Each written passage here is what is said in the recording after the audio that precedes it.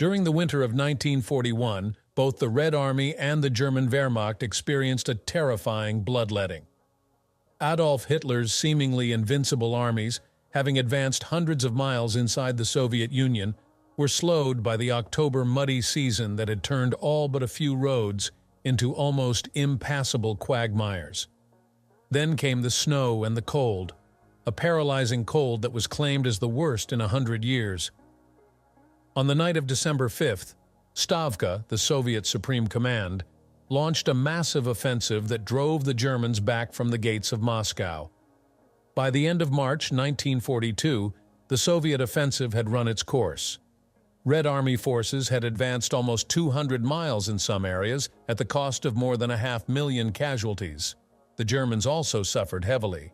According to an entry in Army Chief of Staff General Oberst Franz Halder's diary, the total of Germans killed, wounded, and sick between November 1, 1941 and April 1, 1942 was almost 900,000, with the majority being lost on the Eastern Front. Although the main Soviet effort took place on the northern and central sectors of the front, Russian forces had also made gains in the south, especially in the area around the eastern Ukrainian city of Kharkov. In January 1942, 4 Soviet armies struck the boundary of the German 6th and 17th Armies in the area near Izyum, about 70 miles southeast of Kharkov. The Russian attack was aimed at creating a future jumping-off point from which they could strike at the main southern crossings of the Dnieper River. They would also be in a position to attack either north toward the key communication center of Kharkov or south into the rear of the 17th Army. The German Army, trained as an offensive force from the beginning of its revival in 1933, was forced to improvise its defensive operations. The 6th, General Oberst Friedrich Paulus, and 17th, General der Infanterie Hans von Salmuth, armies were no exception. As the Russians struck the German front line, it was often up to the commander at the scene to make life-or-death decisions for his men. While tank-supported infantry units overran several German positions, others held out, creating breakwaters in the ocean of attacking Russians. Some German commanders pulled their forces back in an orderly retreat until they found suitable terrain in which to make a stand. The small villages dotting the countryside gave concealment as well as protection from the harsh winter weather. Once such a village had been reached, the Germans wasted little time in creating an improvised defense using wrecked vehicles, rock walls, and everything available to strengthen their position. By the end of the second week of the offensive, these hedgehog defenses were beginning to take their toll on the advancing Soviets. If the first echelon of attacking Red Army troops bypassed a German strong point, the Germans would launch limited attacks on their rear, or at the second or third waves following the breakthrough forces. On the other hand, if breakthrough forces wanted to overcome the strong point, they would have to stop, deploy, and then fight a costly battle, which depleted men and equipment. Either way, the German hedgehogs remained a thorn in the side of the Red Army's offensive. Eventually, German reinforcements arrived and finally stopped the offensive. Once the spring mud brought all operations to a halt, both sides had time to reposition units and build up their depleted ranks. The Russians had stabilized their line after advancing almost 60 miles, creating a bulge south of Kharkov, measuring about 60 by 45 miles. Thanks to his friendship with Joseph Stalin, Timoshenko was spared from the bloody Red Army purge. The Izium bulge, as it was called, presented several options and challenges for both sides. For the Russians, the bulge could be used as a staging area and jumping-off point to retake Kharkov, or to threaten the lines of communication of Germany's southern armies by striking at the key Dnieper River crossing points at Dnepropetrovsk and Zaporozhye. On the German side, the bulge represented a chance to destroy a large number of Soviet forces in a textbook pincer attack that would eliminate the Russian threat and straighten the front line. Throughout the early spring of 1942, both the Soviet and German high commands worked on plans to utilize the bulge to their best advantage. Marshal Semyon K. Timoshenko, commander of the Southwest Theater as well as the Southwest Front, political commissar Nikita S. Khrushchev, and Timoshenko's chief of staff, Marshal Ivan Bagramyan, went to Moscow in late March to present a proposal aimed at clearing the Germans east of the Dnieper from Gomel to Cherkasy. Timoshenko was born in 1895. During the Russian Civil War, he served as a cavalry officer in the Red Army, where he met and became friends with Joseph Stalin. As he rose through the ranks, Timoshenko was sheltered from the bloody purges that decimated the Red Army in the 1930s by his friendship with the Soviet leader. After his victory against Finland in 1940, Timoshenko was promoted to Marshal of the Soviet Union and was appointed defense minister.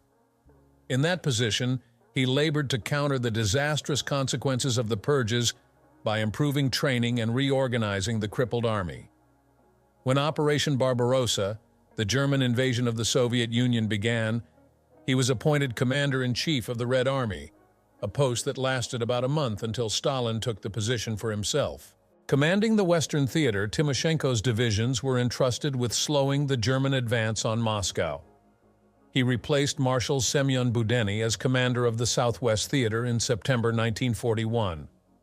After Timoshenko and the others met with Stalin in the Stavka, a modified version of an initial plan aimed at the liberation of Kharkov with a later thrust to Dnipropetrovsk, was approved.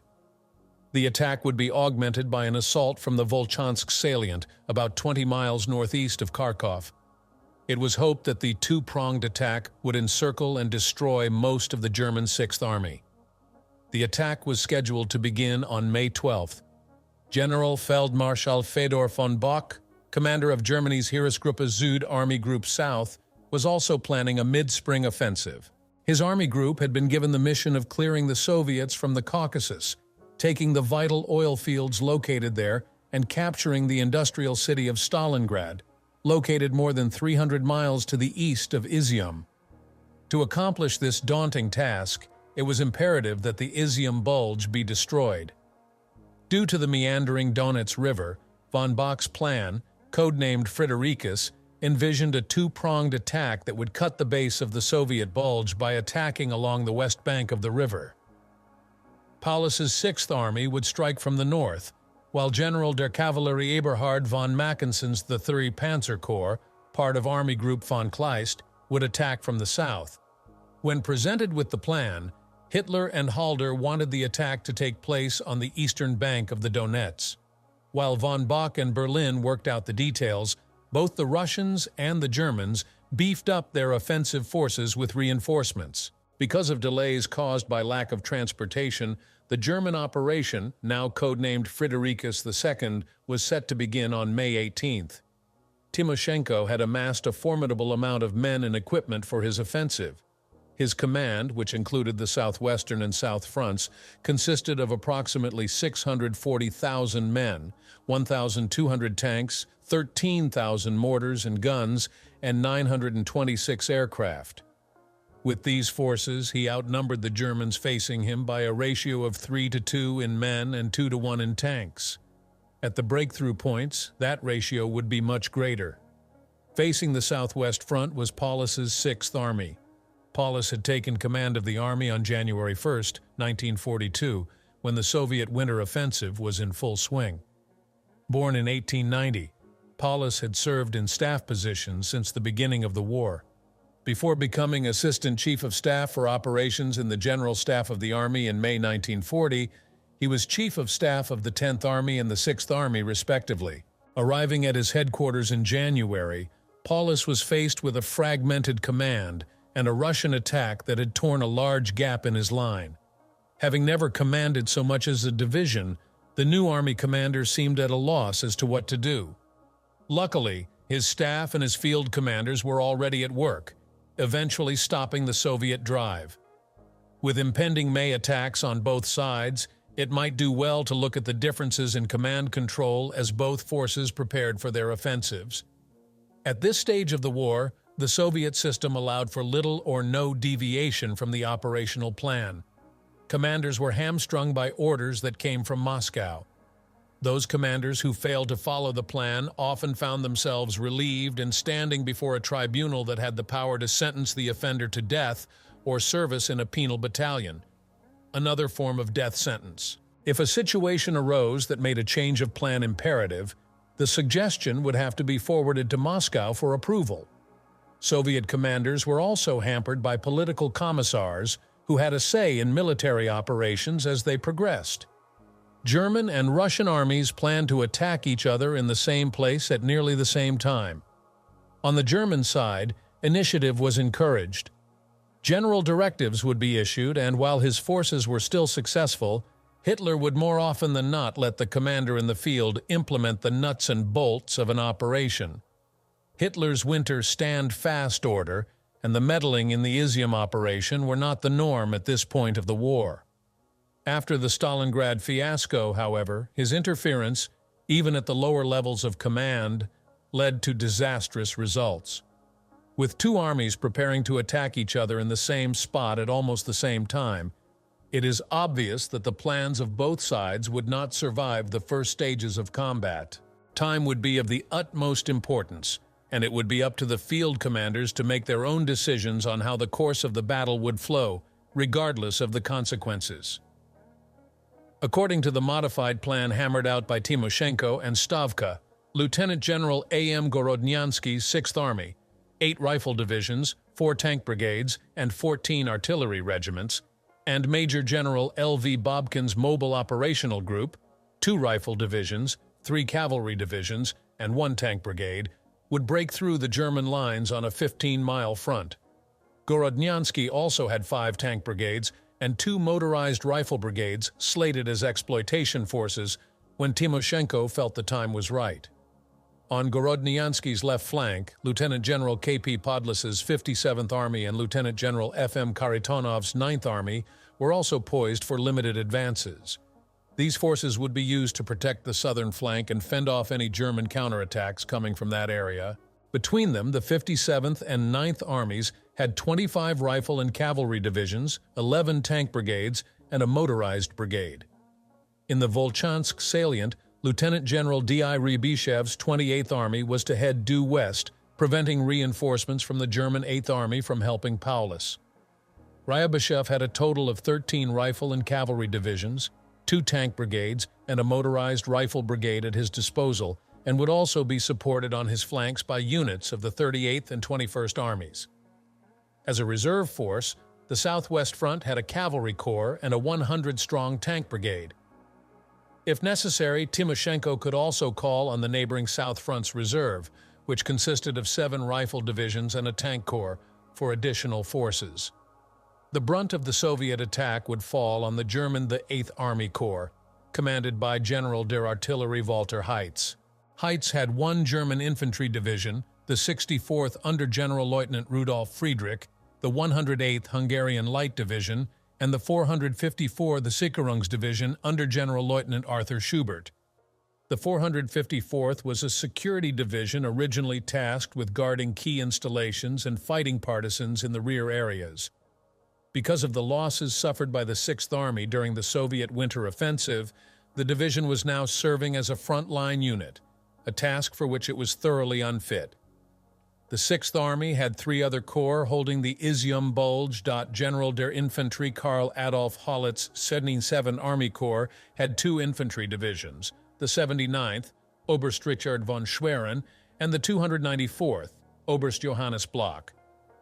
Generalleutnant Walter von Seydlitz-Kurzbach commanded the LI Army Corps composed of the 44th, General Major Heinrich de Boy, 71st, General Major Alexander von Hartmann, and 297th, General Lieutenant Max Pfeffer, infantry divisions.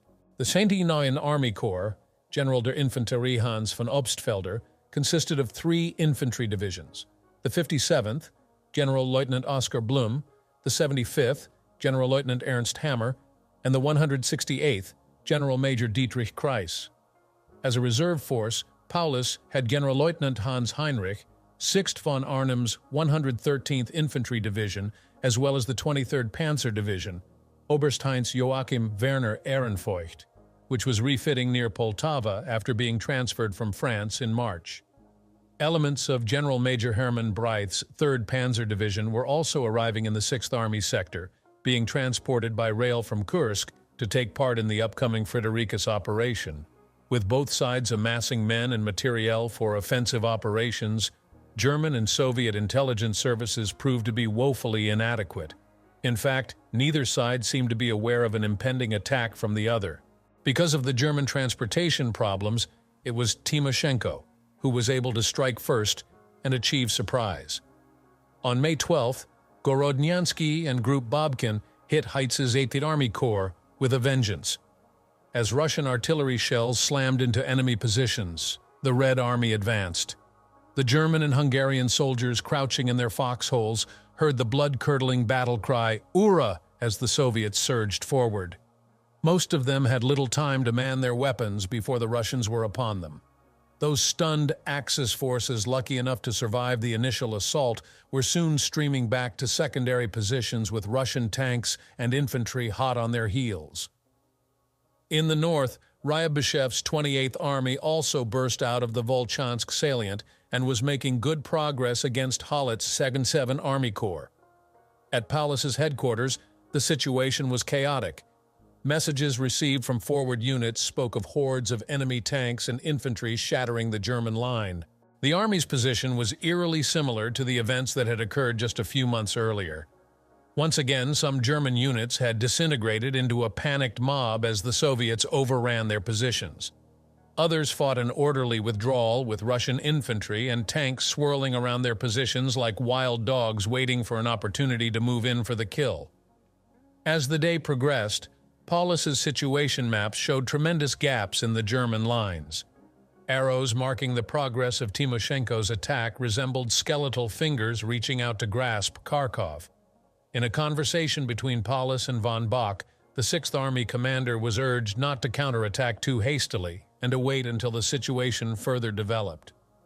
Rain and overcast skies prevented aerial reconnaissance, and von Bock did not want Paulus to fritter away his reserves in uncoordinated attacks. Paulus vacillated, but he was in no position to wait patiently. On the urging of his staff, the general scoured the rear areas for every available soldier to man blocking positions in front of the city. He also ordered retreating units to form strong points and attack the flanks of the Soviet thrust. At higher headquarters, senior officers were taking note of the offensive, but on the opening day many viewed it as a strong local attack. In his diary, Halder wrote, "The enemy used 100 tanks in each attack, Izium and Volchansk, and has scored considerable initial success." He also noted that air units from the Crimean sector would be diverted to the Kharkov sector and that the 23rd Panzer Division had been ordered to stop refitting and advance to the front. Von Bock slowly came to the realization that the 6th Army was fighting for its life. Most eyes had been on Gorodnyansky's assault during the opening hours of the offensive, with little attention being paid to what the Germans considered a spoiling attack from the Volchansk sector. It soon became apparent, however, that Paulus faced just as big a threat north of Kharkov as Ryabyshev's 28th Army sliced through the 294th Infantry Division. On the 294th's left flank, von Schwerin's 79th Infantry Division reported, "The enemy hitting our right flank with new masses of tanks, especially T-34S and KVIs, which our anti-tank units can do nothing against." By the end of the day, the 28th Army had advanced about 16 miles. Von Bock had a rather cavalier attitude at first, advising patience and cautioning against uncoordinated counterattacks without air support. As more and more reports made their way to his Poltava headquarters, however, he and his staff came to the realization that the 6th Army was fighting for its life. The momentum of the Russian attacks from Izium and Volchansk had carried the Soviets far behind the German main line of resistance, and the entire southern sector of the Eastern Front was in jeopardy. Paulus was indeed in desperate straits, and his lack of experience in commanding frontline troops began to show. As a staff officer, it had been his duty to point out the pros and cons of any given situation, laying all options on the table so that his commander could make a rational judgment. The Russian assault was an immediate threat that demanded decisive action, but Paulus seemed unsure as to what to do now that he was in the position of commander. While it is true that with the urging of his staff, he had ordered counterattacks to slow the Russian advance, he seemed unsure of his next move. Should he hold Kharkov at all costs, or should he order a withdrawal to form a more stable line and protect his rear area and supply lines? If he stood fast, his entire army would be in danger of being encircled by the Russians. Pulling back would deny the Germans use of the Kharkov communications and supply hub, depriving the Wehrmacht of an important launching point for the upcoming Stalingrad offensive. Fortunately for Paulus, his opponent was also less than sure about how to continue. Timoshenko was slow to exploit his initial success. He had a golden opportunity to smash the Germans completely on the 13th, but he let it pass by failing to commit his mobile reserves to the battle. The equivalent of 16 German battalions had already been destroyed, but faulty Soviet intelligence reports indicated that the Germans were massing a sizable force of tanks on the south flank of the Southwest Front. Therefore, throughout May 13th and 14, the mobile reserves, as well as available units from the South Front, remained in static positions waiting for an expected German attack. Gorodnyansky and Babkin continued to urge their troops forward, hoping that Timoshenko would soon release his reserves. As in the winter campaign, many German hedgehog positions were bypassed as the assault troops pushed toward their objectives. Ryabyshev was also making good progress against the battered 294th Infantry Division, pushing the Germans back toward Kharkov. The situation was now being monitored closely in Berlin. On May 13th, Halder wrote, "In 6th Army's sector, heavy attacks south and northwest of Kharkov supported by several hundred tanks, serious penetrations." At von Bock's headquarters, the staff of Heeres Gruppe Süd was trying to formulate a plan of action. The planned Friederichs operation was obviously unfeasible, as 6th Army was having a tough time just staying alive, let alone counterattacking, and Generaloberst Hans von Salmuth's 17th Army, which was to be the southern striking force of Friederichs, was not strong enough to attack the massed Soviet units in the Bulge. On the afternoon of the 14th, von Bock telephoned Berlin to explain his new plan. He told Halder and Hitler, "The situation on the right flank of 6th Army is bad. To the north, Volchansk, situation improved, largely because of the Luftwaffe."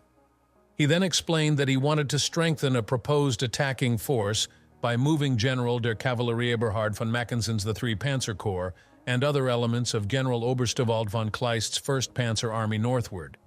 Hitler responded by telling von Bock that he suggested the possibility of an attack in the direction of Izium. Not just on Izium. From the left flank, one can attack and cave in the enemy. There are great opportunities through an attack on the enemy rear. The outcome of the conversation was a revised Operation Friederichs that would deliver a strong blow on May 17th to the Soviet left flank, with the objective of cutting off the neck of the Izium bulge and trapping the Soviets inside. On May 15th, Soviet assault forces battered their way through the thin German defenses and took Krasnograd and Taranovka. Russian units from the 28th Army were within 12 miles of Kharkov before they were stopped by counterattacks by elements of the 3rd and 23rd Panzer Divisions. The following day, Russian reconnaissance units came to within 25 miles of von Bock's headquarters at Poltava. Unbelievably, Timoshenko still withheld his mobile reserves. Any German panzer commander worthy of the name would have seen the opportunities provided by the initial breakthrough and would have pushed his mobile forces into the fray on the 13th. Instead, Timoshenko still refused to commit. He would wait one more day before sending the second echelon into the battle, but by then it would be too late. While Timoshenko vacillated, von Kleist's divisions streamed northward. In the vanguard were General-Lieutenant Hans Valentin Hube's 16th and General Major Friedrich Kuhn's 14th Panzer Divisions. Close on their heels were Oberst Otto Kollermann's 60th Motorized Infantry Division, General Major Hubert Lanz's 1 Setgeberg's Mountain Division, and General-Lieutenant Werner Sanne's 100th Leicht Light Division. By the evening of the 16th, the panzer divisions had arrived on the left flank of the 17th Army, with the other divisions still moving up. In total, von Kleist would have a combined force of 2 panzer, 1 motorized, and 8 infantry divisions to use in his attack. The Germans quickly learned that destroying command tanks left the remaining Russian tanks unable to communicate just before dawn on the 17th. The Germans struck the southern flank of the Soviet salient. With the 16th Panzer in the lead, the attack hit the infantry units of the 9th and 57th Armies. Brushing aside the Soviet infantry, the panzers moved forward to meet the Russian tank units. Many of the enemy tanks were lighter models, which soon fell victim to the German gunners. Although the guns and armor of the panzers were no match for the heavier Soviet T-34S and KVIs, Hube's panzers managed to close quickly with the Russians and engage them at close range, negating the Russian advantage. The Germans also used another advantage to their benefit. Only Soviet tank unit commanders had a radio in their vehicles to report the situation to higher commands and to receive orders. Other tanks in the unit communicated by hand signals or flags, which was next to impossible in combat situations. German tankers soon learned to recognize and destroy the command tank. Once eliminated, the other Russian tanks were left on their own, unable to transmit or receive orders. While the panzers were wreaking havoc on the Russian tank formations, German infantry pushed through the remaining Soviet defenses. Lacking tanks, many of the attacking infantry units interspersed self-propelled 20 mm anti-aircraft guns among their platoons. As the 20 mm shells swept their positions, the Soviets were also hit by artillery fire and aircraft bombs from the Luftwaffe's IV Fliegerkorps. Although they defended themselves bravely, the Russians were no match for von Kleist's formations. By nightfall, German units were on the bank of the Donets, having advanced some 25 miles during the first day of the attack. North of Kharkov, the 3rd and 23rd Panzer Divisions, now up to strength, started to push back the 28th Army, encircling Soviet units and then destroying them with supporting infantry columns. Timoshenko realized that he was in serious trouble. Even though his mobile reserves were finally being committed, they were deployed individually instead of in mass formations and were rudely handled by the German panzers roaming freely behind the Russian lines. Calling Moscow, Timoshenko frantically pleaded for reinforcements, but his request was denied.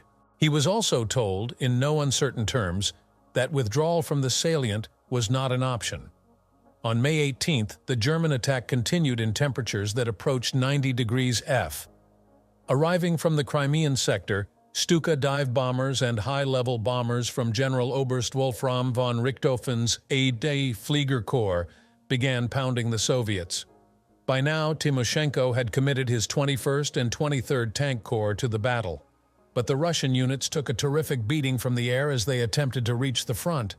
Von Richthofen, a cousin of the famous Red Baron, was known as an aggressive commander, and his men followed his example in their unrelenting attacks.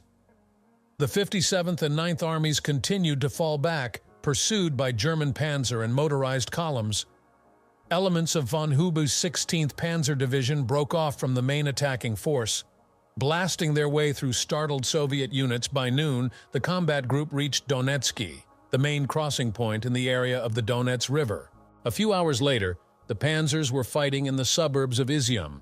A huge gap had been torn in the southern flank of the Soviet salient. Timoshenko ordered his 5th Cavalry Corps and an infantry division to counterattack, but the Russian forces were decimated by artillery fire and the ever-present Luftwaffe. The counterattack did little to impede the German advance. By evening, the 17th Army's 101 Schleicht Division, Oberst Friedrich Diestel, and 257th Infantry Division, Oberst Karl Püchler, had fought their way to the Donets, with some elements even crossing to the eastern bank. Although there are conflicting accounts concerning Timoshenko's reaction to the day's events, Soviet sources agree that both Khrushchev and Bagramyan telephoned Stalin to ask him to halt the offensive and pull back. Stalin refused to talk to either of them, but through an intermediary from the State Defense Committee, they were both told to let everything remain as it is. However, things did not remain as they were. The 28th Army, already mangled by the 3rd and 23rd Panzer Divisions, began to withdraw some of its battered units back to Volchansk. At the head of Ryabyshev's salient, the 2 Panzer Divisions and remnants of the 294th Infantry Division stood fast, repelling all attacks while the 79th and 297th Infantry Divisions harassed the flanks of the 28th Army. About midday on the 19th, Stalin finally decided to call off the offensive. The strength of the German attack and conversations with his most trusted advisors persuaded him of the futility of continuing. Group Babkin and the 6th Army were ordered to about-face and head back to the Donets, but it was already too late for most of the more than 250,000 Soviet soldiers inside the bulge. Action slowed somewhat during the rest of the day, with the 16th Panzer sitting in Izium and the 257th Infantry and 101 Stlyk divisions expanding their conquest of the eastern bank of the Donets. Most of the 57th Army was now trapped inside the bulge, and the 9th Army had been totally defeated, many of its units being completely unfit for further combat. Von Kleist also committed Kuhn's 14th Panzer Division to take the town of Petrovskoye, about 20 miles west of Izium, which it successfully did. Of the more than 250,000 Soviets inside the pocket, less than 1 in 10 escaped with the 6th Army and Group Babkin streaming back to the river. It was essential that the Germans close the neck of the Izium bulge. On May 20th, Kuhn was ordered to take the river crossing at Protopopovka, about 10 miles north of Petrovskoye. Kuhn accomplished his mission, reducing the distance between his division and Hollett's LI Army Corps to a mere 12 miles. The 14th and 16th Panzer Divisions had done a remarkable job in creating a dagger-like bridgehead within the Soviet salient, but they needed infantry support to withstand the retreating Russian forces that were approaching from the west. Now that Ryabyshev's 28th Army was in full retreat, von Bock planned to use part of the 6th Army to help close the gap between Protopovskoye and Balaklaya, where Du Bois' 44th Infantry Division was stationed.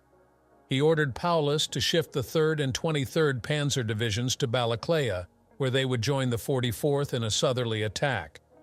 While Paulus's panzers moved into position, von Kleist brought up his infantry for a push to reinforce his panzer divisions inside the pocket. On May 22nd, the fate of 2 Soviet armies and motorized Group Babkin was sealed when Kuhn's 14th Panzer Division hooked up with elements of the 23rd Panzer and 44th Infantry Divisions. The neck of the Izium bulge was now closed, with the 6th and 57th Armies and Group Babkin trapped inside. The time for von Kleist to commit the rest of his infantry divisions was at hand. Von Kleist's infantry poured into the pocket on the 23rd to support the panzers and form a barrier to meet the retreating Russians, while the 14th and 16th Panzer Divisions, plus the 257th Infantry and 101 Stlyk divisions, stopped Timoshenko from bringing more troops into the salient from the east. The 60th Motorized, 100th Light, 1 Setgebergs, and the 389th Generalleutnant Eckhard von Gablenz and 384th Generalleutnant Erwin Janicke divisions formed a wall to the west. With pressure on the 6th Army relieved, Paulus was ordered to push his divisions forward, compressing the Soviet pocket. As Paulus's divisions advanced, the Russians fought like demons as they threw themselves against the Germans blocking their retreat. The next few days were a scene from hell. Wave after wave of Soviet infantry attacked the German line, only to be cut to pieces. The Luftwaffe added to the carnage, bombing and strafing Russian columns as they formed up to attack. Hundreds lay dead in front of von Kleist's infantry positions, but still they came, urged on by their commanders and commissars. One Russian attack succeeded in breaching the line held by the 60th Motorized and 389th Infantry Divisions. As the Soviets forged ahead, making for the Donets, they ran headlong into the 1 Stegebergs Division, which had been kept in reserve to counter such a situation. Landesgebirgs Jäger met the enemy with a withering fire, slaughtering the Red Army soldiers. By May 28th, it was all over. Generals Gorodniansky, Babkin, Podlas, and Kostenko, the deputy commander of the Southwest Front, lay dead with their men. Of the more than 250,000 Soviets inside the pocket, less than 1 in 10 escaped. 7 cavalry divisions, 27 rifle divisions, and 14 motorized and tank brigades were destroyed, and more than 200,000 prisoners were taken. Thousands more lay dead on the battlefield. The Germans counted over 1,200 tanks and 2,000 guns destroyed or captured. German casualties were placed at about 20,000 killed, wounded, or missing. Post-war Soviet analysis of the battle blamed lack of cooperation and coordination between the Southwest and South fronts, underestimating the problems of protecting the flanks of the salient and tremendously defective command control of forces for the failure of the operation. In 1956, Khrushchev laid the blame for the debacle squarely on Stalin. Perhaps the most extraordinary outcome of the battle was the way that Paulus was viewed in Berlin. Instead of being reprimanded or relieved for his indecision and his dismal lack of imagination during the opening phase of the battle, he was awarded the Knight's Cross by Hitler and hailed as a hero in the German press. His actions during the course of the battle were but a precursor to what would happen at Stalingrad when the victorious Sixth Army was wiped out. Many of the generals and divisions that had fought in the Izium bulge would have their fate sealed in Stalin's city. Pat McTaggart is an expert on World War II on the Eastern Front. He writes from his home in Elkader, Iowa.